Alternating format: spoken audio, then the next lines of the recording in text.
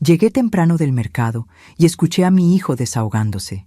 ¿Por qué esa vieja molesta aún está viva?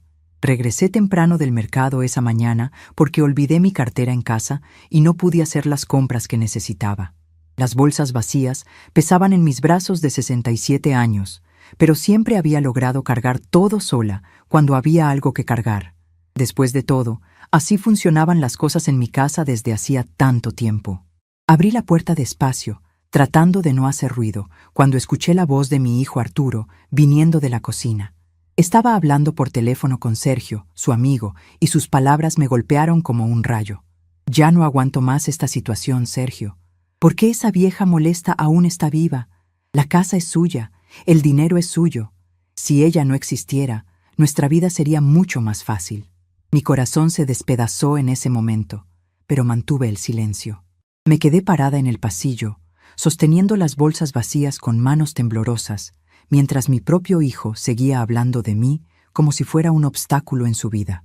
Se quejaba de que Patricia, mi nuera, siempre estaba estresada por culpa de la suegra entrometida, y que sus hijos, Miguel y Carmen, no podían tener la libertad que querían porque tenían que aguantar a la abuela molestona. Arturo suspiró pesadamente y dijo: «A veces imagino cómo sería si tuviera un accidente o algo así. Sería una liberación para todos nosotros». Dejé caer una bolsa al suelo sin querer, haciendo ruido. Arturo dejó de hablar inmediatamente, y yo fingí que acababa de llegar, actuando con normalidad mientras mi mundo se desplomaba. Durante toda esa tarde, actué como si nada hubiera pasado. Preparé el almuerzo que le gustaba a Arturo, arreglé la casa, cuidé las plantas del patio, pero por dentro, cada gesto que hacía adquiría un peso diferente. Cuando Arturo bajó para el almuerzo y me dio el besito de siempre en la mejilla, sentí un frío en el estómago. Cuando Patricia llegó del trabajo en la tarde y se quejó de que la cena estaba sin sal, solo pedí disculpas y la sazoné de nuevo. Cuando Miguel llegó de la universidad y tiró su mochila en el sofá sin saludar, y Carmen pasó junto a mí como si fuera invisible, me di cuenta de que realmente era vista como un peso muerto en esa casa. Esa noche, acostada en mi cama, miré al techo y pensé: si ellos creen que sería mejor sin mí, tal vez era hora de realmente desaparecer. Pero lo que no sabían era que todo estaba a punto de cambiar. Esa madrugada no pude dormir. Las palabras de Arturo resonaban en mi mente como campanas funerarias. ¿Por qué esa vieja molesta aún está viva? ¿Era eso lo que pensaba de su propia madre? La mujer que lo cargó en brazos cuando tenía fiebre, que trabajó dobles turnos para pagar sus estudios, que vendió sus joyas cuando él necesitó dinero para casarse. Me levanté despacio, para no despertar a nadie, y caminé hasta la ventana de mi cuarto.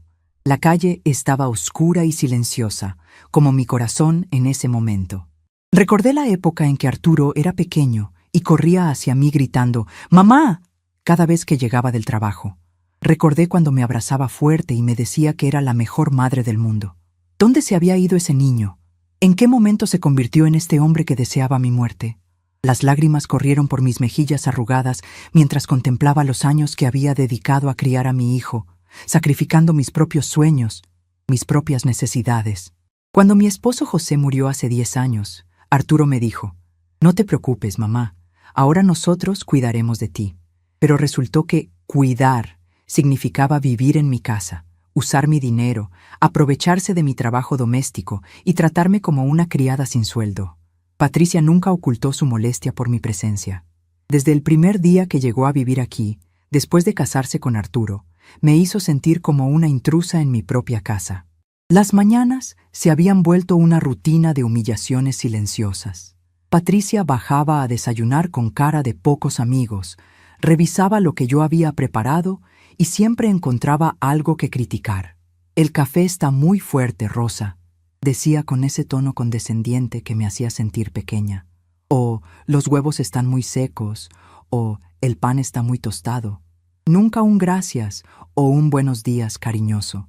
Solo quejas disfrazadas de observaciones. Arturo había cambiado tanto después del matrimonio. Antes me consultaba las decisiones importantes, valoraba mi opinión, me incluía en las conversaciones familiares. Pero Patricia lo había envuelto en una burbuja donde solo existían ellos dos y sus hijos. Yo me había convertido en la sombra que se movía por la casa, limpiando, cocinando, pagando cuentas, pero nunca reconocida, nunca apreciada. Los nietos, Miguel de 18 años y Carmen de 14, habían aprendido a tratarme con la misma indiferencia que sus padres. Miguel, que estudiaba en la universidad gracias al dinero de mi pensión, apenas me dirigía la palabra. Cuando necesitaba algo, se acercaba con esa sonrisa falsa que había perfeccionado. «Abuela, ¿me podrías dar dinero para los libros?» O «Abuela, ¿me lavas esta camisa para mañana?» Pero fuera de esas ocasiones utilitarias, yo no existía para él. Carmen era aún peor. A los 14 años ya había desarrollado la habilidad de hacerme sentir invisible. Entraba a la casa sin saludar. Tomaba la comida que yo preparaba sin decir gracias. Dejaba sus platos sucios para que yo los lavara y se encerraba en su cuarto a chatear con sus amigas. Cuando yo intentaba entablar conversación, ella respondía con monosílabos y suspiros de fastidio, como si mi presencia fuera una molestia que tenía que soportar. Esa mañana, después de escuchar las palabras terribles de mi hijo, comencé a ver todo con otros ojos. El desayuno que preparé con tanto cuidado fue consumido en silencio, con cada uno de ellos revisando sus teléfonos mientras masticaban la comida que yo había madrugado a preparar. Ni una palabra de agradecimiento, ni siquiera un «está rico». Solo el sonido de los cubiertos contra los platos y el teclear constante en las pantallas. Patricia se levantó primero, dejó su plato sucio en la mesa y se dirigió a su cuarto para arreglarse para el trabajo. «Rosa», me gritó desde arriba, «cuando vayas al mercado, compra detergente para trastes, se nos acabó». No era una petición, era una orden. Como si fuera mi obligación mantener abastecida la casa donde yo vivía como una huésped no deseada. Arturo terminó su café deprisa y también se levantó. Se acercó a darme el beso rutinario en la mejilla, pero esta vez yo conocía la verdad detrás de ese gesto. Era pura fachada, una actuación para mantener las apariencias.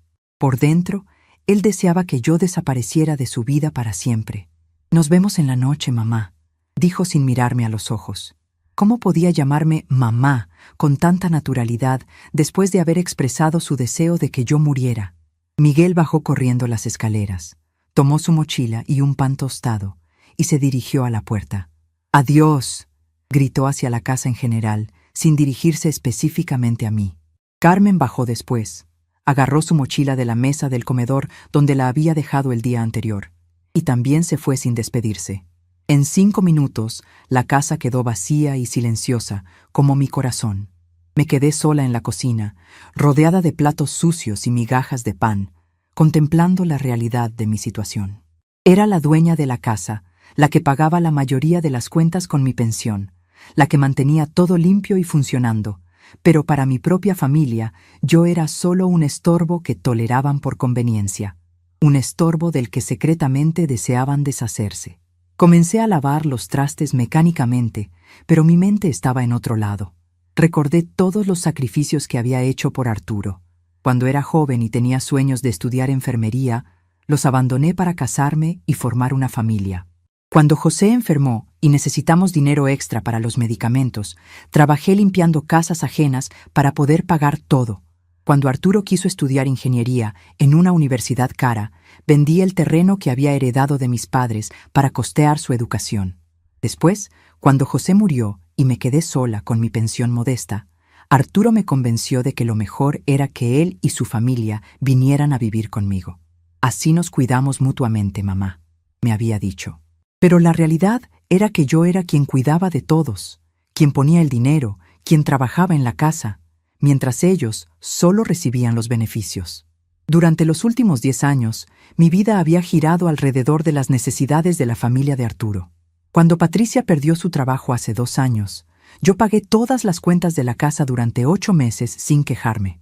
Cuando Miguel necesitó una computadora para la universidad, yo saqué dinero de mis ahorros sin pensarlo 2 veces. Cuando Carmen quiso clases de danza, yo pagué las mensualidades durante todo un año, aunque nunca me invitó a ver sus presentaciones. Todo ese amor, toda esa dedicación, toda esa generosidad, ¿para qué? Para que mi propio hijo deseara mi muerte en secreto, para que mi nuera me tratara como una sirvienta. para que mis nietos me vieran como un banco ambulante que solo servía para financiar sus caprichos. La amargura que sentía en ese momento era más fuerte que cualquier dolor físico que hubiera experimentado. Terminé de lavar los trastes y me senté en la mesa de la cocina, en el mismo lugar donde había desayunado en silencio durante los últimos 10 años. La casa estaba tan callada que podía escuchar el tic-tac del reloj de la pared, marcando los segundos de una vida que ya no me pertenecía. O tal vez sí me pertenecía, pero yo había olvidado cómo reclamarla. Miré alrededor de la cocina que había sido mi reino durante décadas. Las cortinas que había cosido con mis propias manos, los azulejos que José y yo habíamos elegido cuando remodelamos la casa, la estufa donde había preparado miles de comidas para una familia que ahora deseaba que yo desapareciera. Todo me pertenecía legalmente, pero emocionalmente me había convertido en una extraña en mi propio hogar. Fue entonces cuando tomé una decisión que cambiaría todo. Si mi familia creía que sería mejor sin mí, tal vez tenían razón, pero no de la manera que ellos imaginaban. No iba a desaparecer muriendo, como ellos secretamente deseaban. Iba a desaparecer viviendo, reclamando mi vida, recuperando mi dignidad, y cuando se dieran cuenta de lo que habían perdido, sería demasiado tarde. Me levanté de la mesa con una determinación que no había sentido en años. Tenía 67 años, una casa a mi nombre, una pensión decente, y por primera vez en mucho tiempo, una razón para pelear por mi propia felicidad. Arturo deseaba que yo desapareciera de su vida, y eso era exactamente lo que iba a hacer, pero a mi manera, en mis términos y con mi dignidad intacta. Esa tarde, mientras esperaba que regresaran de sus actividades, planifiqué cada paso que daría. No iba a confrontar a nadie, no iba a hacer escenas dramáticas, no iba a darles la oportunidad de manipularme con culpas o promesas falsas. Simplemente iba a actuar, silenciosamente, con la misma determinación con la que había vivido toda mi vida. Cuando Arturo regresó del trabajo esa noche, actué con normalidad. Le pregunté cómo había estado su día. Le serví la cena que había preparado. Escuché sus quejas sobre el tráfico y los problemas en la oficina. Pero por dentro, yo ya había comenzado a despedirme. No de él como persona, sino de la ilusión de que algún día volvería a ser la madre querida y respetada que una vez fui. Patricia llegó más tarde, cansada y de mal humor como siempre. Se quejó de que la casa estaba muy callada, de que necesitaba música para relajarse después del trabajo.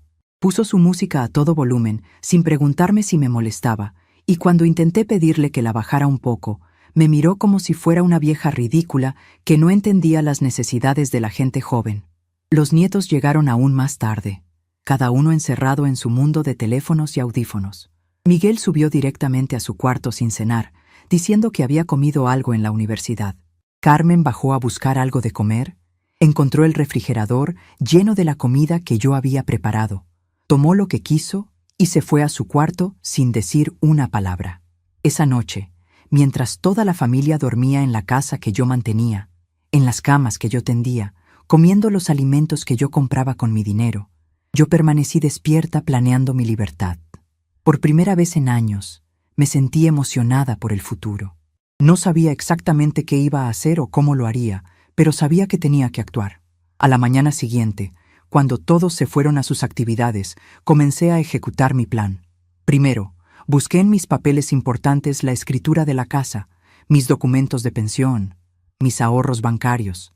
Tenía más recursos de los que recordaba, suficientes para comenzar una nueva vida si me organizaba bien.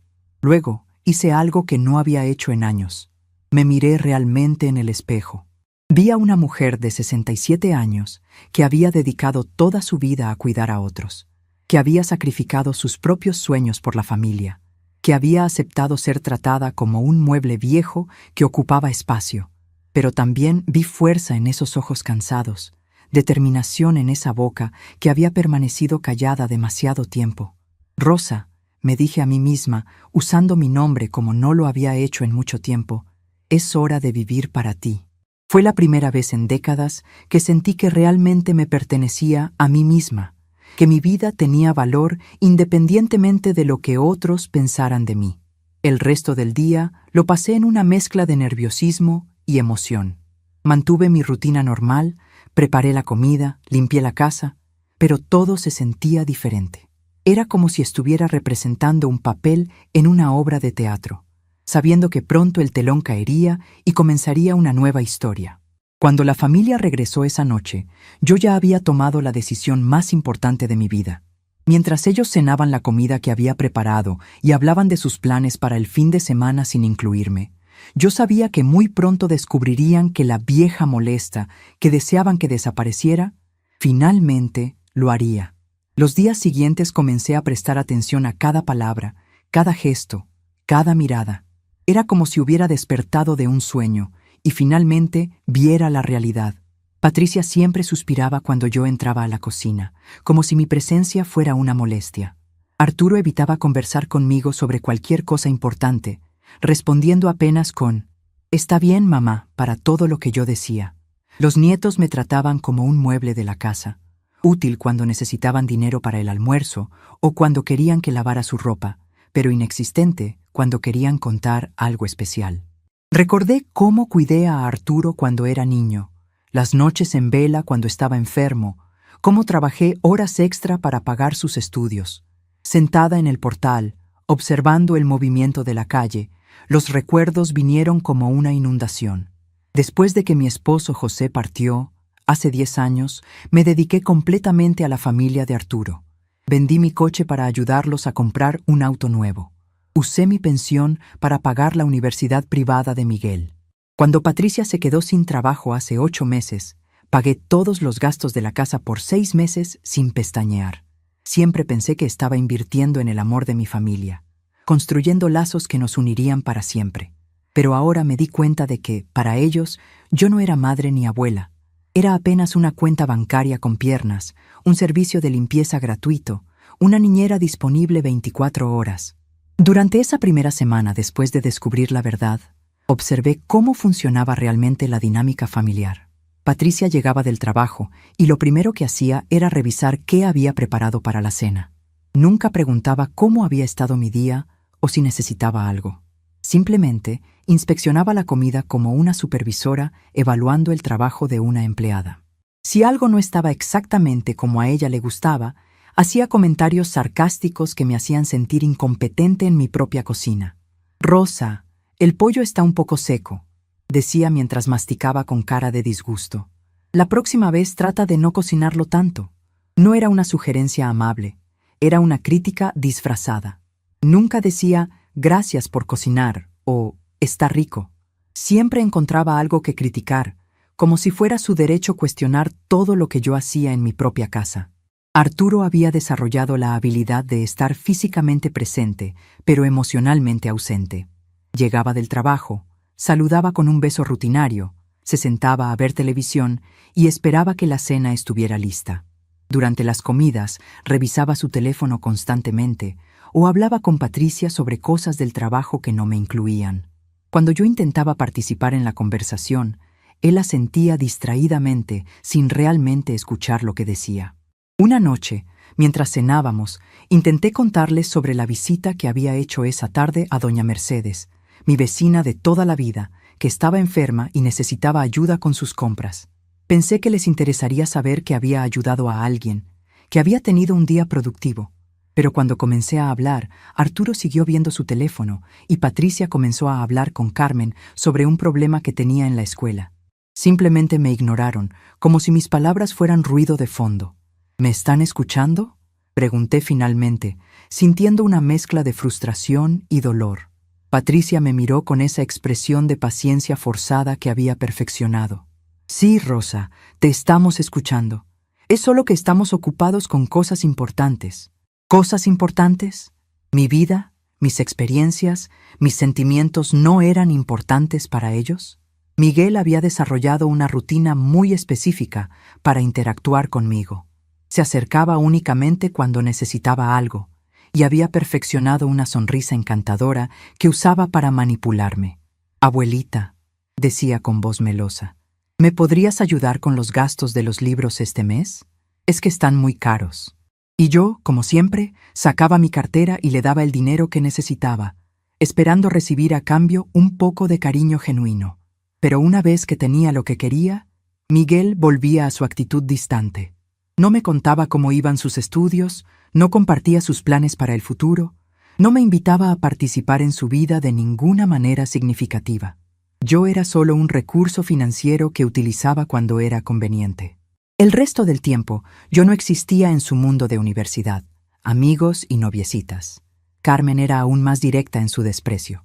A los 14 años, ya había aprendido a usar el chantaje emocional como un arma. Abuela, todas mis amigas tienen ropa de marca, y yo tengo que usar puras cosas baratas. Me da mucha pena en la escuela.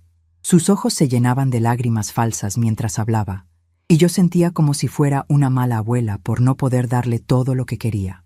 Cuando accedía a comprarle lo que pedía, lo cual hacía casi siempre porque no soportaba verla triste, Carmen tomaba las cosas sin agradecer realmente. Era como si fuera su derecho tener todo lo que quisiera a costa de mi dinero. Nunca preguntaba si yo tenía suficiente dinero para mis propias necesidades. Nunca consideraba que tal vez yo también quería comprarme algo especial de vez en cuando. Una tarde, mientras Carmen probaba la ropa nueva que le había comprado, escuché que le decía a su amiga por teléfono: «Sí, mi abuela me compró todo esto. Es que se siente culpable por vivir en nuestra casa, entonces siempre me da lo que le pido». ¿Vivir en su casa? ¿Mi propia casa se había convertido en su casa en la mente de mi nieta? ¿Y yo era vista como alguien que debería sentirse culpable por existir? Los recuerdos de cómo había sido mi vida antes de que ellos llegaran comenzaron a atormentarme. Recordé cuando esta casa era realmente mi hogar, cuando cada objeto tenía su lugar porque yo lo había decidido, cuando podía ver mis programas de televisión en paz, cuando podía invitar a mis amigas a tomar café sin sentir que estorbaba. Antes de que José muriera, nuestra rutina era simple pero feliz. Desayunábamos juntos leyendo el periódico y comentando las noticias. Yo tenía mis plantas en el jardín. Él trabajaba en sus pequeños proyectos de carpintería. Los fines de semana visitábamos a Arturo y su familia, pero luego regresábamos a nuestra casa, a nuestro espacio, a nuestra tranquilidad. Después del funeral, cuando Arturo me propuso que vinieran a vivir conmigo, pensé que era una buena idea. «Será como cuando era niño, mamá», me había dicho. «Podremos estar juntos, ayudarnos mutuamente». Pero lo que no entendí entonces era que su definición de ayudarnos mutuamente significaba que yo daría todo: mi casa, mi dinero, mi tiempo, mi energía, y ellos simplemente recibirían. Los primeros meses fueron relativamente armoniosos. Patricia todavía mantenía cierta cortesía conmigo. Miguel y Carmen eran más pequeños y más cariñosos. Arturo parecía genuinamente agradecido de tener un lugar donde vivir sin pagar renta. Pero gradualmente, la dinámica cambió. Lo que comenzó como gratitud se convirtió en expectativa y luego en derecho adquirido. Patricia fue la primera en comenzar a tratarme como si fuera una empleada, en lugar de la dueña de la casa. Empezó a hacer comentarios sobre cómo se hacían las cosas en una casa moderna, sugiriendo que mis métodos de cocina y limpieza estaban anticuados. «Rosa», me decía con tono condescendiente, «déjame enseñarte cómo se hace esto más eficientemente». Era mi casa, mi cocina, mis métodos que habían funcionado por décadas, pero de repente yo era la que necesitaba ser educada. Arturo no defendía mis métodos ni mi autoridad como dueña de casa. En lugar de eso, comenzó a apoyar a Patricia en sus mejoras. «Mamá», me decía, «Patricia tiene razón. Las cosas se pueden hacer de manera más moderna». Era como si mi experiencia y mi conocimiento no valieran nada comparados con las ideas de su esposa joven. Los nietos aprendieron rápidamente cómo funcionaba la nueva jerarquía en la casa. Miguel y Carmen entendieron que sus padres estaban a cargo y que yo era apenas una figura de apoyo que proporcionaba servicios y financiamiento. Comenzaron a tratarme con la misma displicencia que veían en sus padres. Una de las memorias más dolorosas era del último cumpleaños de José, apenas 3 meses antes de que muriera. Habíamos organizado una pequeña celebración familiar en la casa. José estaba débil por su enfermedad, pero feliz de estar rodeado de su familia. Arturo había traído una cámara y tomó muchas fotos durante la noche. Después del funeral, cuando le pedí a Arturo que me diera copias de esas fotos, él las revisó y me dio apenas 3 o 4. «Son las únicas que salieron bien, mamá», me dijo. Pero años después, cuando estaba limpiando su cuarto, encontré un álbum completo con todas las fotos de esa noche. Había mentido. Había guardado las mejores fotos para él y su familia, y a mí me había dado las sobras. Ese descubrimiento me dolió profundamente porque representaba cómo Arturo veía nuestro lugar en su vida. Él y su familia eran lo importante, lo central, lo que merecía ser preservado y atesorado. Yo era apenas una figura secundaria que merecía las migajas de las memorias familiares.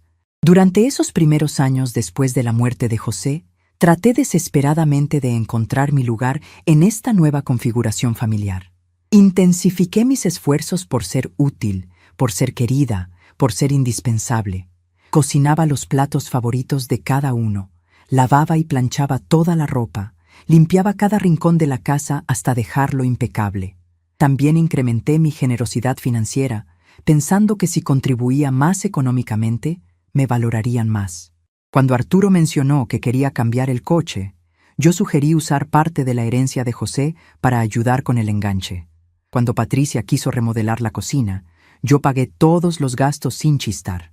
Cuando Miguel necesitó una computadora nueva para la universidad, yo saqué dinero de mis ahorros personales. Cada gesto generoso era recibido con agradecimientos superficiales, pero nunca con el cariño genuino que yo anhelaba. Era como si estuviera comprando su tolerancia hacia mi presencia, pagando por el derecho a seguir viviendo en mi propia casa. Y lo más triste es que yo acepté esa dinámica porque tenía miedo de estar sola, miedo de que si no era útil, me abandonarían completamente. La gota que derramó el vaso vino una mañana de martes cualquiera. Patricia había llegado del trabajo más temprano que de costumbre y me encontró en la sala viendo mi telenovela. Sin siquiera preguntar, tomó el control remoto y cambió al canal de noticias. Cuando protesté educadamente, diciendo que estaba viendo mi programa, ella reviró los ojos y dijo: «Ay, Rosa, ves esas tonterías todos los días. Yo trabajo afuera, por lo menos déjame relajarme viendo mi programa». Arturo bajó del cuarto poco después, y cuando intenté contarle sobre el incidente, él simplemente se encogió de hombros y dijo: «Mamá, Patricia todavía se está adaptando al trabajo nuevo. ¿No puedes ser más comprensiva?». En ese momento, mirando el rostro de mi hijo, vi que él realmente creía que yo debería aceptar cualquier cosa en silencio. Y en ese momento, algo dentro de mí finalmente se quebró. No fue solo el incidente con la televisión. Fue la acumulación de años de pequeñas humillaciones, de ser tratada como ciudadana de segunda clase en mi propia casa, de financiar una vida familiar donde yo era apenas tolerada. Fue la realización de que había sacrificado mi dignidad y mi felicidad por personas que secretamente deseaban que desapareciera de sus vidas. Esa noche, acostada en mi cama, tomé la decisión más importante de mi vida. No iba a seguir viviendo como una intrusa en mi propia casa. No iba a seguir pagando por el privilegio de ser maltratada por mi propia familia. No iba a seguir esperando que algún día me valoraran como merecía. Era hora de valorarme a mí misma. Y eso significaba hacer cambios radicales que nunca había considerado antes. Al día siguiente, mientras todos salieron a sus actividades cotidianas, comencé a planificar mi libertad. Por primera vez en años, mis pensamientos se enfocaron en lo que yo quería, en lo que yo necesitaba, en lo que yo merecía. Y lo que merecía era una vida donde fuera respetada, valorada y querida por ser quien era, no por lo que podía proporcionar. El primer paso era entender exactamente cuáles eran mis recursos y mis opciones. Busqué todos mis documentos importantes y los revisé cuidadosamente. La casa estaba completamente a mi nombre, sin hipoteca. Mi pensión era suficiente para vivir cómodamente si no tenía que mantener a 4 personas adicionales. Mis ahorros, aunque habían disminuido por todos los gastos que había cubierto para la familia, todavía eran considerables. También tenía algo que no había valorado lo suficiente: mi propia fortaleza. Había criado a un hijo, había mantenido un hogar por décadas, había sobrevivido a la muerte de mi esposo, había trabajado y ahorrado y administrado mis recursos responsablemente. Era una mujer capaz e inteligente que había permitido que otros la trataran como si fuera inútil e incompetente. Esa revelación me llenó de una energía que no había sentido en años. No era una víctima indefensa dependiente de la caridad de su familia. Era una mujer madura con recursos, experiencia y el derecho absoluto de buscar su propia felicidad. Y por primera vez en mucho tiempo, tenía un plan para hacer exactamente eso. Después de ese incidente con la televisión, pasé algunos días solo observando y reflexionando sobre todo. En la mañana del viernes, mientras todos salieron a sus actividades, hice algo que nunca había hecho en 67 años de vida. Puse mis necesidades en primer lugar. Llamé a mi antigua amiga Elena Santos, que vivía en un pueblo pequeño a 200 kilómetros de aquí, y le pregunté si conocía casas para comprar por allá. Elena se sorprendió, pero cuando le expliqué que estaba pensando en cambiar de aires, inmediatamente se emocionó y dijo que había una casa pequeña y acogedora en venta, por un precio que cabría en mi presupuesto. Sin pensarlo 2 veces, le pedí que me diera los detalles. Después llamé a Alejandro Pereira, el abogado que cuidó del inventario de mi esposo, y programé una reunión urgente. En la oficina de Alejandro, expliqué mi situación sin entrar en detalles familiares. Dije solamente que quería reorganizar mis bienes y hacer algunos cambios en mi vida. Descubrí que, como la casa estaba a mi nombre, podía venderla o hacer lo que quisiera con ella. Alejandro me explicó sobre poderes notariales, testamentos, y me orientó sobre cómo proteger mi patrimonio. También me presentó a Fernando Costa, un corredor de confianza que podría cuidar de la venta de la casa de forma discreta y rápida.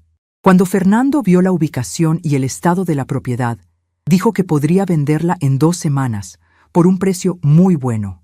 Era más dinero del que yo imaginaba tener, suficiente para comprar una casa más pequeña en el pueblo de Elena, y aún guardar una cantidad considerable. Durante las 2 semanas siguientes, mantuve mi rutina normal, pero por dentro estaba planeando cada detalle. Separé discretamente mis ropas y objetos personales más importantes. Cancelé silenciosamente algunos servicios que estaban a mi nombre, como la cuenta de luz y agua que Arturo nunca se ofreció a asumir. Saqué mi dinero del banco y abrí una cuenta en otra sucursal, en una ciudad vecina a donde Elena vivía. Cada acción era cuidadosamente pensada para no despertar sospechas. Arturo y Patricia estaban tan ocupados con sus propias vidas que ni notaron que yo salía más veces, que recibía más llamadas, que estaba más callada de lo normal. La primera acción concreta que tomé fue ir al banco donde tenía mis ahorros desde hacía 20 años. El gerente, señor Ramírez, me conocía bien y siempre me había tratado con respeto. Cuando le expliqué que quería cerrar mi cuenta y transferir todo a otro banco, él me preguntó si todo estaba bien. «Todo está perfecto, don Ramírez», le dije con una sonrisa. «Simplemente estoy haciendo algunos cambios en mi vida». Firmé todos los papeles necesarios y salí del banco sintiéndome libre por primera vez en años. El siguiente paso fue más difícil emocionalmente. Tenía que decidir qué hacer con todos los objetos que habían sido importantes en mi vida con José. Nuestras fotos de boda, los muebles que habíamos comprado juntos, los regalos que nos habíamos dado. Decidí quedarse solamente con lo más esencial y significativo. El resto lo dejaría en la casa para que la familia decidiera qué hacer con todo. Una tarde, mientras Patricia estaba en el trabajo y los nietos en la escuela, Arturo llegó temprano a casa y me encontró revisando algunas cajas de fotos en mi cuarto. «¿Qué estás haciendo, mamá?», me preguntó con curiosidad. «Solo estoy organizando algunas cosas viejas», le respondí tranquilamente.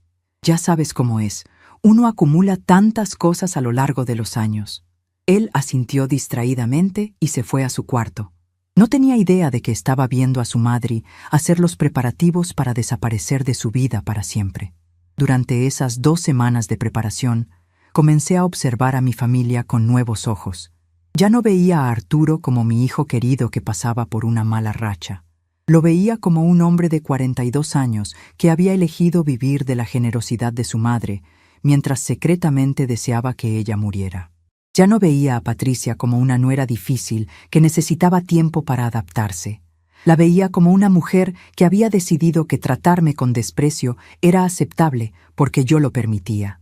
Miguel y Carmen tampoco eran más los nietos adorables que necesitaban la comprensión de una abuela paciente.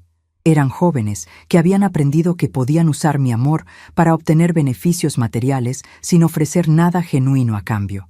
Habían convertido mi cariño en una transacción comercial donde ellos siempre recibían y nunca daban. El cambio más sorprendente fue cómo comencé a verme a mí misma. Durante años me había visto como una viuda dependiente que necesitaba la protección y compañía de su familia. Ahora me daba cuenta de que era una mujer económicamente independiente, emocionalmente fuerte y perfectamente capaz de cuidar de sí misma. Había estado viviendo como una víctima cuando en realidad tenía todos los recursos necesarios para ser completamente autosuficiente. Una noche, durante la segunda semana de mis preparativos, estaba lavando los platos después de la cena cuando Patricia entró a la cocina y comenzó a quejarse sobre el trabajo. «Rosa», me dijo sin siquiera mirarme, «mañana vas a tener que lavar mi uniforme. Necesito que esté listo para el lunes». No era una petición.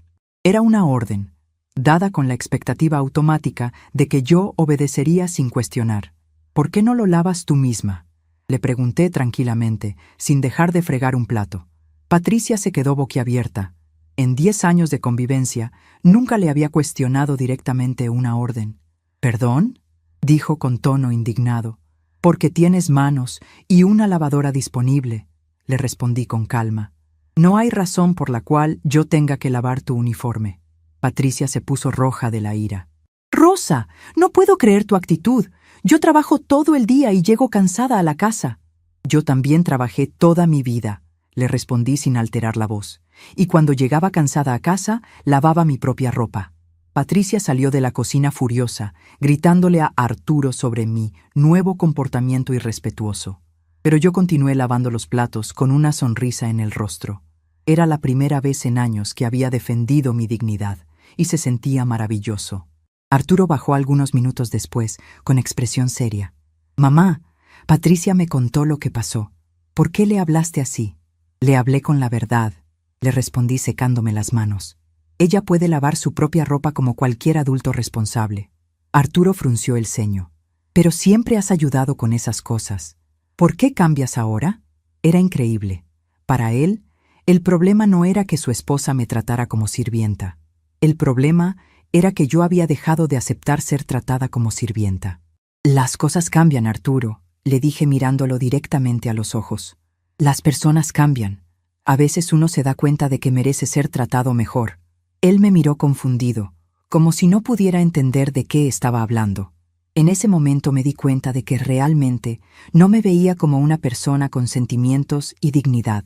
Solo me veía como una función, como un recurso que debería estar siempre disponible para servir a su familia. Durante los últimos días antes de mi partida, mantuve esta nueva actitud. Cuando Miguel me pidió dinero para salir con sus amigos, le dije que podía trabajar medio tiempo para costear sus diversiones. Cuando Carmen se quejó de que no había comprado su yogur favorito, le sugerí que me acompañara al supermercado para hacer las compras ella misma. Cada vez que alguien me daba una orden o hacía una demanda irrazonable, yo respondía con calma, pero firmeza. La familia no sabía cómo manejar esta nueva versión de mí.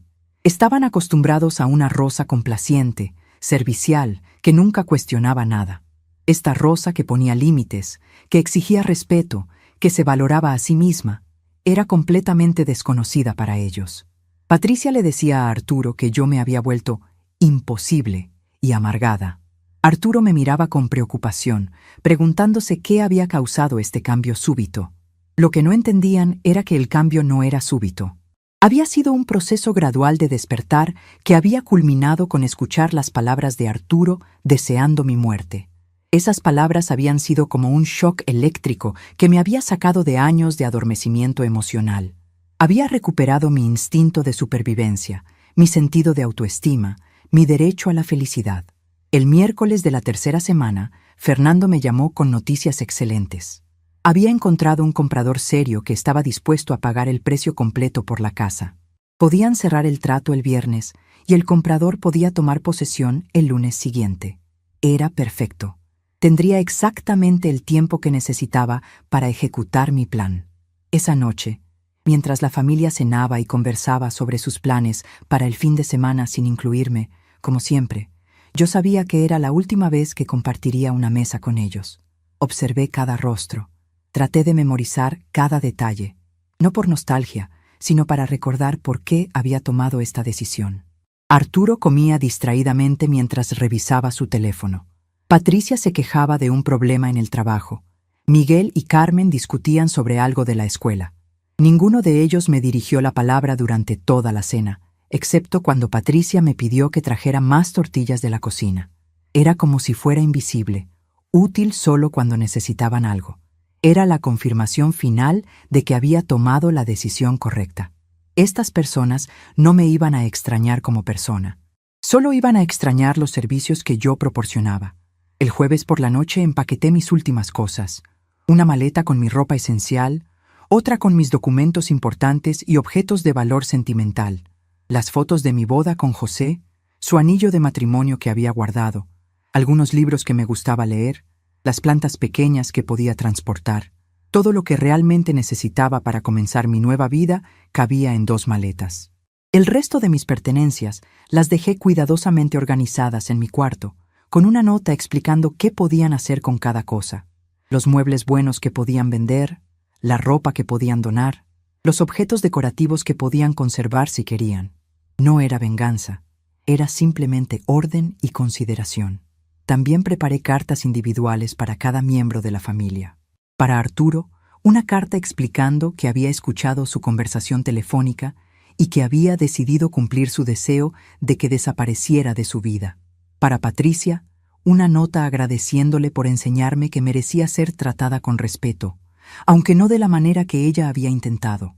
Para Miguel y Carmen, cartas deseándoles suerte en la vida y esperando que algún día entendieran el valor de las personas que los aman. La carta principal, la que dejaría sobre la mesa del comedor para que fuera lo primero que vieran cuando regresaran, era simple y directa. Querida familia, siempre me hicieron sentir como un peso en sus vidas. Hoy decidí aliviar esa carga. La casa ha sido vendida y el comprador toma posesión el lunes que viene. Tienen hasta el domingo para recoger sus cosas. No traten de buscarme. Finalmente encontré mi lugar en el mundo y ya no es aquí. Rosa. El viernes por la mañana, cuando todos salieron a sus actividades cotidianas, cargué mis maletas en un taxi y partí silenciosamente. Mientras el taxi se alejaba de la casa donde había vivido los últimos 30 años, no sentí tristeza ni arrepentimiento. Solo sentí una inmensa sensación de liberación, como si hubiera estado conteniendo la respiración durante años y finalmente pudiera respirar profundamente. Durante el viaje hacia mi nueva vida, pensé en todas las veces que había puesto las necesidades de otros antes que las mías, todas las veces que había aceptado ser tratada con menos respeto del que merecía, todas las veces que había silenciado mi propia voz para mantener la paz familiar. Nunca más permitiría que alguien me hiciera sentir como si fuera una carga o un estorbo. Cuando el taxi llegó al pueblo donde me esperaba Elena y vi la casita pequeña pero hermosa que sería mi nuevo hogar, supe que había tomado la decisión más valiente y más correcta de mi vida. Por primera vez en décadas, iba a vivir únicamente para mí misma, y esa perspectiva me llenaba de una emoción que había olvidado que existía. Esa tarde, mientras Elena me ayudaba a instalarme en mi nueva casa, mi teléfono comenzó a sonar insistentemente. Era Arturo, que había regresado temprano del trabajo y había encontrado mi carta. Dejé que sonara hasta que se fuera a buzón de voz. Había pasado años escuchando a mi familia cuando me necesitaban. Ahora era mi turno de ser escuchada, aunque fuera a través del silencio más elocuente de mi vida. La carta era simple y directa. Querida familia, siempre me hicieron sentir como un peso en sus vidas. Hoy decidí aliviar esa carga. La casa ha sido vendida y el comprador toma posesión el lunes que viene. Tienen hasta el domingo para recoger sus cosas. No traten de buscarme. Finalmente encontré mi lugar en el mundo y ya no es aquí. Rosa. Cuando Arturo leyó estas palabras, sus manos temblaron. Llamó a mi celular decenas de veces, pero yo había cambiado el número. Patricia entró en pánico al darse cuenta de que tendrían que encontrar un lugar donde vivir en pocos días. Miguel y Carmen, por primera vez, preguntaron dónde estaba yo, como si finalmente hubieran notado mi existencia. Pero era demasiado tarde. En mi nueva casa, a 200 kilómetros de distancia, despertaba cada mañana con una sensación de libertad que no había sentido en años. La casa era pequeña, pero era totalmente mía. Tenía un jardín donde planté flores que siempre había querido tener. una cocina donde preparaba solo lo que me gustaba comer, una sala donde veía mis programas en paz. Elena venía a tomar café conmigo todas las tardes y conversábamos sobre libros, plantas, recetas, cosas simples que me hacían feliz. No había quejas sobre comida sin sal, no había ropa tirada para que yo lavara, no había nadie suspirando por mi presencia. Por primera vez en décadas, existía únicamente para mí misma. Durante las primeras semanas en mi nuevo hogar, establecí rutinas que me daban paz y propósito. Despertaba cuando mi cuerpo quería despertar, no porque alguien necesitara que preparara el desayuno. Tomaba mi café en el jardín, observando cómo las plantas que había trasplantado comenzaban a adaptarse a su nuevo suelo. Leía los libros que había querido leer durante años, pero nunca tenía tiempo porque siempre había alguna tarea doméstica esperando. Elena se convirtió en la hermana que nunca había tenido. Habíamos sido amigas en la juventud, pero la vida nos había separado cuando yo me casé y me mudé a la ciudad. Ahora, a nuestros 60 y pico años, redescubrimos la alegría de la amistad genuina. Elena me contaba historias del pueblo, me presentaba a los vecinos, me incluía en las actividades de la iglesia y del centro comunitario. Por primera vez en años, me sentía parte de una comunidad donde era valorada por ser quien era, no por lo que podía dar. Las noches eran especialmente hermosas en mi nueva vida. Después de años de acostarme escuchando el ruido de la televisión de Patricia a todo volumen o las discusiones entre Miguel y Carmen, ahora me dormía con el sonido suave de los grillos y el viento moviendo las hojas de los árboles. Era un silencio lleno de paz, no el silencio vacío de quien es ignorada por su propia familia. Después de 3 semanas en mi nuevo hogar, comencé a recibir llamadas de números desconocidos. Cuando contestaba, escuchaba la voz de Arturo, desesperada y suplicante. «Mamá, por favor, contéstame. Necesitamos hablar». Pero yo colgaba inmediatamente. No estaba lista para escuchar las mismas promesas vacías que había escuchado durante años cada vez que cuestionaba cómo me trataban. Elena notó que las llamadas me perturbaban, aunque yo trataba de mantener mi tranquilidad exterior. «Rosa», me dijo una tarde mientras tomábamos té en mi nuevo jardín, «si quieres hablar sobre lo que dejaste atrás, estoy aquí para escucharte». Y por primera vez en mucho tiempo, le conté toda la historia a alguien. Le expliqué sobre la conversación telefónica que había escuchado, sobre años de ser tratada como sirvienta en mi propia casa, sobre la decisión de recuperar mi dignidad. Elena me escuchó en silencio, asintiendo de vez en cuando, su rostro mostrando comprensión y apoyo. Cuando terminé de hablar, ella tomó mi mano y dijo: «Rosa, tomaste la decisión más valiente que una mujer puede tomar. Decidiste valorarte a ti misma cuando nadie más lo hacía. Eso requiere una fuerza que no todos tienen». Sus palabras me confirmaron que había hecho lo correcto, que mi felicidad no era un lujo egoísta, sino una necesidad básica que había negado durante demasiado tiempo. Un mes después de mi partida, Elena me contó que había visto a una mujer joven preguntando por mí en el mercado del pueblo. La descripción que me dio sonaba como Carmen, mi nieta. Aparentemente, había estado preguntando si alguien conocía a una señora llamada Rosa, que se había mudado recientemente. Elena, protegiendo mi privacidad, le había dicho que no conocía a nadie con ese nombre. «¿Crees que debería haber hablado con ella?», me preguntó Elena. Lo pensé cuidadosamente antes de responder. Carmen tenía 16 años ahora, suficiente edad para entender las consecuencias de las acciones. Si realmente quería encontrarme, tendría que demostrar que había aprendido a valorar las relaciones familiares de una manera diferente. «Si realmente le importo», le dije a Elena, «encontrará la manera de contactarme con respeto y humildad.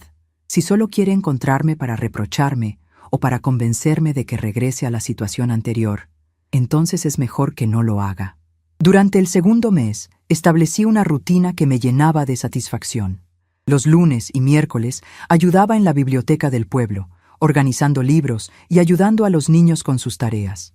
Los martes y jueves trabajaba en el huerto comunitario, donde aprendí a cultivar verduras que nunca había intentado plantar. Los fines de semana los dedicaba a mí misma. Leía, bordaba, caminaba por las calles empedradas del pueblo, visitaba la iglesia donde encontré una comunidad acogedora. Era una vida simple, pero era genuinamente mía. Cada decisión que tomaba, desde qué comer en el desayuno hasta cómo pasar las tardes, era mía completamente. No tenía que consultar con nadie, no tenía que justificar mis elecciones, no tenía que subordinar mis deseos a las necesidades de otros. Era una libertad embriagadora que me hacía sentir más viva de lo que había estado en años. Una tarde de octubre, mientras regaba las plantas de mi jardín, vi un carro desconocido estacionarse frente a mi casa. Reconocí inmediatamente la figura que salió del vehículo. Era Arturo. Durante 3 meses había logrado mantener mi ubicación en secreto, pero de alguna manera él había conseguido encontrarme. Mi primer impulso fue entrar a la casa y cerrar la puerta, pero decidí enfrentar la situación con la misma dignidad que había caracterizado mi nueva vida. Arturo caminó lentamente hacia el jardín, su rostro mostrando una mezcla de alivio y nerviosismo. Había perdido peso y tenía ojeras profundas, como si no hubiera dormido bien en meses. «Mamá», dijo con voz temblorosa, «por favor, necesitamos hablar». Dejé la manguera en el suelo y lo miré directamente a los ojos. «Habla», le dije simplemente, sin invitarlo a entrar ni mostrar la efusividad maternal que él esperaba. «Mamá, por favor, regresa con nosotros. Estamos pasando muchas dificultades. Los niños te extrañan. Patricia está arrepentida. Su voz se quebró y comenzó a llorar. Era la primera vez que veía a mi hijo llorar desde que era pequeño, pero sus lágrimas no me conmovieron como habrían hecho antes. Había aprendido a distinguir entre dolor genuino y manipulación emocional. «Arturo», le dije con voz calmada pero firme, «tú querías que yo desapareciera de sus vidas. Simplemente cumplí tu deseo». Su rostro se puso pálido. «No fue así, mamá. Estaba frustrado. Dije cosas que no sentía realmente». «¿Te acuerdas de la conversación telefónica que tuviste con Sergio?», le pregunté. «Cuando dijiste que sería una liberación para todos si yo tuviera un accidente». El silencio que siguió a mi pregunta fue ensordecedor. Arturo intentó argumentar, decir que yo había malentendido, que estaba pasando por un momento difícil, que las palabras habían salido de la frustración. Pero cuando le pregunté si negaba haber dicho esas palabras exactas, no pudo hacerlo. Había quedado atrapado en su propia crueldad, enfrentado con las consecuencias de palabras que pensó que nadie escucharía. «Mamá, admito que dije cosas terribles, pero estamos desesperados. No tenemos dónde vivir, no tenemos dinero ahorrado, los niños tuvieron que cambiar de escuela». La lista de problemas continuó, pero yo escuchaba con una extraña sensación de desapego. Durante años había sido yo quien solucionaba todos sus problemas, quien proporcionaba estabilidad económica y emocional. Ahora que no estaba ahí para rescatarlos, finalmente estaban enfrentando las consecuencias de su irresponsabilidad. «¿Y qué esperas que haga yo?», le pregunté cuando terminó su letanía de quejas. «¿Que regrese a ser su sirvienta personal? ¿Que les dé mi dinero para que puedan seguir tratándome como un estorbo? ¿Que sacrifique mi felicidad para que ustedes puedan seguir siendo irresponsables?». Mis palabras eran duras pero justas, y pude ver que Arturo comenzaba a entender que esta conversación no iba a terminar como él esperaba. «No es eso, mamá. Hemos aprendido. Patricia está diferente. Los niños preguntan por ti todo el tiempo. Yo he reflexionado sobre todo lo que hice mal». Suspiré profundamente antes de responder. «Arturo, tienes 42 años. Si a esta altura de la vida necesitas que tu madre desaparezca para valorarla, entonces el problema es más profundo de lo que unas disculpas pueden arreglar». Le expliqué que durante los 3 meses que había estado lejos, había redescubierto quién era yo cuando no estaba definida únicamente por mi función como madre y proveedora. Había hecho amigos genuinos, había encontrado propósito en actividades que me gustaban, había aprendido a vivir en paz conmigo misma. «Esta vida que tengo ahora», le dije, «es la vida que merezco. Es una vida donde soy respetada, donde mis necesidades importan, donde no tengo que pedir permiso para existir». Arturo intentó una última estrategia. «Pero mamá, somos familia. Las familias se perdonan, superan las dificultades juntas, se apoyan mutuamente». Lo miré con tristeza, no por mí, sino por él. «Arturo, una familia se construye con amor, respeto y reciprocidad». Durante años yo di todo eso sin recibir nada a cambio. Eso no era familia, era explotación disfrazada de obligación familiar. Pasamos casi 2 horas conversando en mi jardín. Arturo utilizó todos los argumentos que pudo: culpa, manipulación emocional, promesas de cambio, apelaciones a mis sentimientos maternales. Pero yo había pasado 3 meses construyendo una fortaleza emocional que no se iba a derrumbar con una tarde de lágrimas y súplicas. Cuando finalmente se dio cuenta de que no iba a cambiar de opinión, su actitud cambió de súplica a resentimiento. Está bien, mamá. Si eso es lo que quieres, si prefieres vivir sola en este pueblo perdido en lugar de estar con tu familia, es tu decisión. Pero no vengas a buscar cuando te arrepientas. Sus palabras revelaron la verdadera naturaleza de su amor por mí. Era condicional, dependiente de mi utilidad para él. El amor real no viene con amenazas ni chantajes. Arturo, le dije mientras se dirigía hacia su carro, yo no me voy a arrepentir de elegir mi propia felicidad. Espero que algún día tú entiendas que el amor verdadero no se basa en el sacrificio de una persona por el beneficio de otras. Él se subió al carro sin responder y se fue sin despedirse. Lo vi alejarse por la carretera empolvada, sabiendo que probablemente era la última vez que lo vería. Esa noche, Elena vino a acompañarme. Había visto el carro de Arturo y se había preocupado por cómo me había afectado la visita. ¿Te sientes triste?, me preguntó mientras tomábamos té en mi sala pequeña pero acogedora. No, le respondí honestamente. Me siento libre. Durante años tuve miedo de perder el amor de mi familia. Hoy me di cuenta de que nunca lo tuve realmente. Lo que tenía era dependencia, costumbre, conveniencia, pero amor genuino, ese lo encontré aquí, conmigo misma y con personas como tú que me valoran por quien soy. Los días siguientes continuaron con la misma tranquilidad de antes. La visita de Arturo había sido como una tormenta que pasó sin causar daño real. Mis rutinas, mis amistades, mi paz interior permanecían intactas. Había superado la prueba más difícil, enfrentar a mi familia y mantener mi decisión incluso cuando intentaron manipular mis sentimientos. Una semana después de la visita de Arturo, recibí una carta en mi nuevo domicilio. Era de Carmen, mi nieta, escrita a mano en un papel sencillo. La carta decía: Abuela Rosa, sé que papá fue a buscarte y que no quisiste regresar. Al principio estaba enojada contigo por abandonarnos, pero he estado pensando en todo lo que pasó. Me di cuenta de que nunca te dijimos gracias por todas las cosas que hacías por nosotros. Nunca te tratamos como deberías ser tratada. Si algún día quieres conocer a la persona en quien me estoy convirtiendo, me gustaría intentar ser una mejor nieta. Pero si no quieres, lo entiendo. Con cariño, Carmen.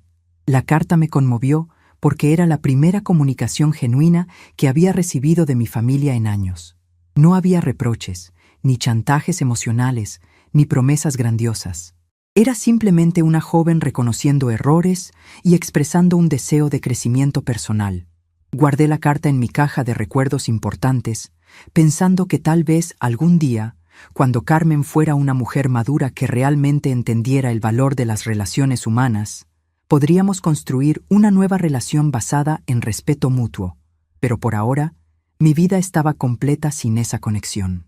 Había aprendido que estar sola no era lo mismo que estar abandonada, que el silencio podía ser más elocuente que 1000 palabras, y que nunca era demasiado tarde para elegir la dignidad sobre la comodidad. Arturo había querido que desapareciera, y eso fue exactamente lo que hice. Pero desaparecí hacia una vida mejor, no hacia la nada que él había deseado. 2 años han pasado desde que dejé la vida donde no era valorada. Mi rutina ahora es simple y profundamente mía. Despierto cuando mi cuerpo quiere despertar. Tomo mi café observando los pajaritos en el jardín. Cuido mis plantas con el cariño que nunca pude dedicar cuando vivía corriendo detrás de las necesidades de otros. Elena y yo nos hemos vuelto inseparables, compartiendo historias, risas y principalmente el silencio cómodo de quien no necesita explicarse. A veces paso horas leyendo en el portal, algo que no hacía en años porque siempre había alguna ropa que lavar o alguna comida que preparar para personas que nunca agradecían. La casita que ahora llamo hogar se ha transformado en un refugio de paz. Las paredes que antes me parecían pequeñas ahora se sienten acogedoras, íntimas, perfectamente proporcionadas para una vida sin complicaciones.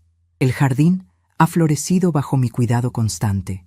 Los crisantemos que planté el primer mes ahora cubren toda la cerca frontal con sus colores vibrantes. Las rosas que Elena me ayudó a trasplantar han crecido tanto que perfuman toda la casa cuando abro las ventanas por las mañanas. Cada rincón de esta casa cuenta una historia de libertad reconquistada. La cocina pequeña donde preparo exactamente lo que me gusta comer, sin preocuparme por complacer gustos ajenos. La sala donde tengo mis libros favoritos en un estante que construí con mis propias manos, algo que nunca pensé que podría hacer. El cuarto donde duermo en una cama que yo elegí, con sábanas del color que me gusta, sin tener que escuchar quejas sobre mis decisiones decorativas. Elena se ha convertido en la hermana que el destino me negó en la juventud. Compartimos no solo las tardes de café y conversación, sino también las responsabilidades del pueblo. Juntas organizamos la kermés anual de la iglesia, ayudamos en el comedor comunitario los domingos y mantenemos el pequeño jardín de plantas medicinales que instalamos en el centro de salud. Es hermoso formar parte de una comunidad donde mi contribución es valorada y mi presencia es celebrada genuinamente. Durante estos 2 años he redescubierto pasiones que había enterrado bajo décadas de obligaciones familiares. Aprendí a tejer, una habilidad que mi madre había tratado de enseñarme cuando era joven, pero que nunca tuve tiempo de dominar. Ahora, mis tardes a menudo se llenan con el ritmo hipnótico de las agujas creando bufandas y suéteres que regalo a los niños del pueblo. También volví a escribir, algo que hacía en secreto cuando era joven. Tengo un cuaderno donde anoto mis reflexiones diarias, mis observaciones sobre la naturaleza, pequeños poemas que nacen de mi corazón en paz. La biblioteca del pueblo se ha convertido en mi segundo hogar. La bibliotecaria, doña Esperanza, me ha dado las llaves para que pueda abrir en las mañanas cuando ella no puede llegar temprano. Me siento orgullosa de mantener ese espacio de conocimiento y tranquilidad para los habitantes del pueblo. Los niños ya me conocen como la señora Rosa de los libros y vienen a pedirme recomendaciones de cuentos. Es una felicidad sencilla, pero profunda ser útil de una manera que alimenta mi alma en lugar de agotarla. Hace 6 meses, durante la época de lluvias, tuve un episodio de gripe que me mantuvo en cama por 1 semana. Elena insistió en cuidarme, trayéndome té de hierbas y sopa casera. Doña Esperanza cerró la biblioteca más temprano varios días para venir a hacerme compañía. Los vecinos se turnaban para revisar cómo me sentía y ofrecerme cualquier cosa que necesitara. Fue entonces cuando me di cuenta de algo extraordinario. Tenía una red de apoyo real, basada en afecto genuino y reciprocidad. Esta experiencia me hizo reflexionar sobre todos los años que había estado enferma emocional y espiritualmente en la casa de Arturo. Nadie había notado mi malestar. Nadie había preguntado qué necesitaba para sanarme. Nadie había ofrecido cuidado sin esperar algo a cambio. La enfermedad física de 1 semana me había traído más amor auténtico que años de convivencia con mi familia biológica. El pueblo tiene sus propios ritmos y tradiciones que han enriquecido mi vida de maneras inesperadas. Las fiestas patronales, donde ahora ayudo a preparar los tamales y participo en las posadas navideñas. Los festivales de cosecha, donde mi pequeño huerto contribuye a la mesa comunitaria. Las celebraciones de 15 años, donde ya no soy una invitada obligada, sino una madrina elegida por cariño. Cada evento me recuerda que pertenezco a algo más grande que mi propia historia personal. La semana pasada, recibí una llamada que dejé sonar hasta que saltó el buzón de voz. Era Carmen, mi nieta, ahora con 16 años. Su voz sonaba diferente, más madura, y decía que había entendido algunas cosas sobre la vida que le gustaría conversar conmigo.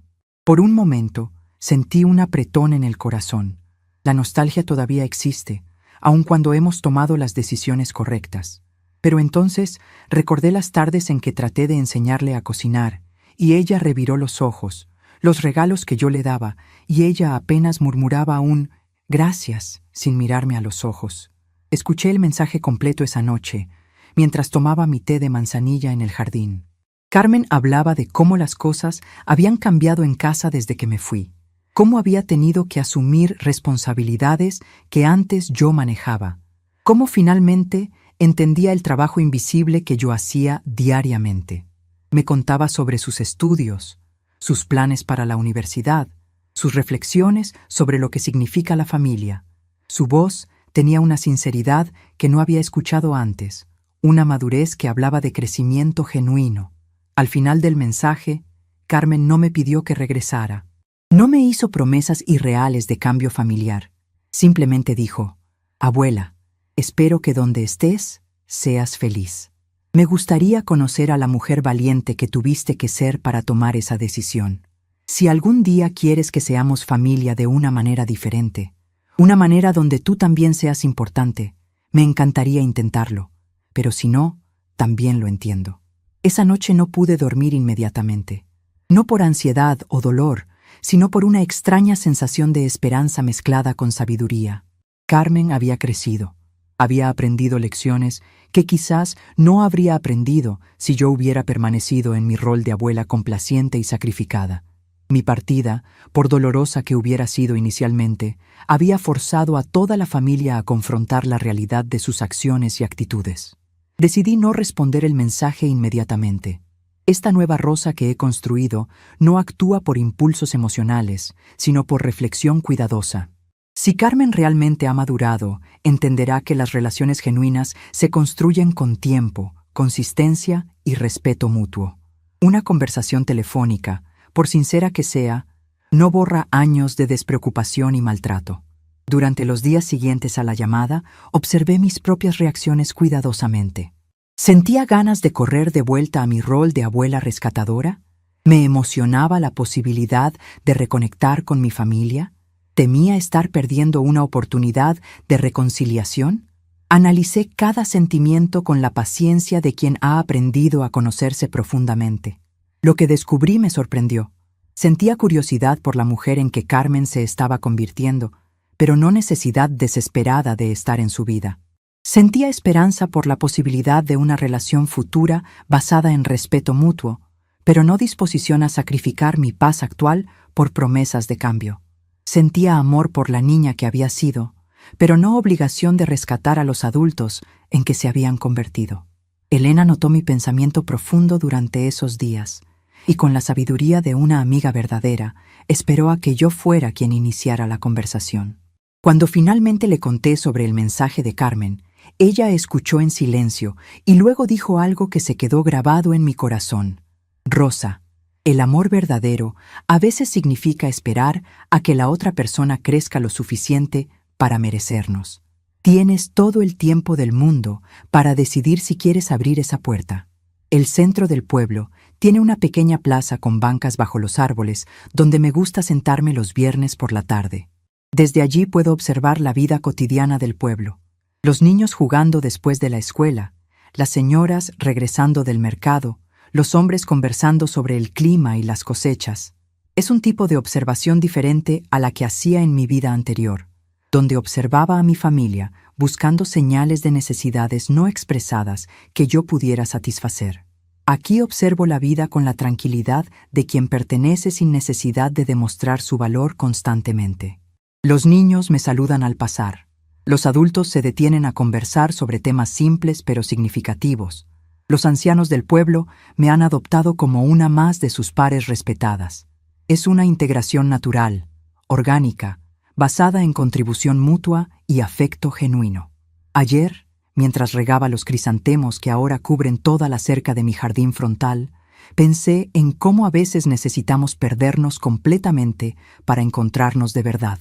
Durante 65 años había definido mi valor por mi utilidad para otros. Había medido mi éxito por la felicidad de mi familia, mi importancia por mi indispensabilidad, mi amor por mi capacidad de sacrificio. Los últimos 2 años me han enseñado que existe otra manera de vivir, una manera donde mi valor es intrínseco, donde mi felicidad importa tanto como la de cualquier otra persona, donde el amor se basa en apreciación mutua y no en necesidad desesperada. Esta lección llegó tarde en mi vida, pero no demasiado tarde para transformar completamente mi experiencia de estar viva. Esta mañana, mientras tomaba mi café matutino en el jardín, tomé una decisión sobre el mensaje de Carmen. Le escribiré una carta. no una llamada telefónica que pueda ser interrumpida o malinterpretada. En esa carta le contaré sobre la mujer en que me he convertido, sobre la vida que he construido, sobre las lecciones que he aprendido. Le explicaré que estoy abierta a conocer a la mujer en que ella se está convirtiendo, pero solo si ambas podemos acercarnos como iguales, con respeto mutuo y sin expectativas románticas de reparación instantánea.